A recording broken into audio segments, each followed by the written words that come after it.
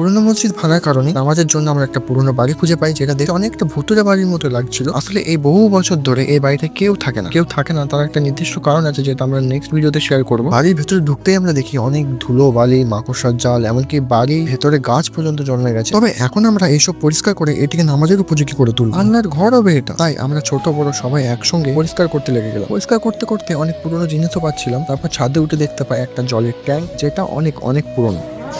আমাদের এই পুরনো বাড়িতে একটা ট্যাঙ্কি রয়ে গেছে। এই ট্যাঙ্কি প্রায় 20-25 সালের আর কি পানি শুধু রয়ে গেছে। আমরা ঢাকাটা খুলে দিয়েছি, পানিটা দেখতে পাবে। এটা 20-25 সালের পানি। হ্যাঁ, অনেকদিন আগেকার পানি আছে এটা।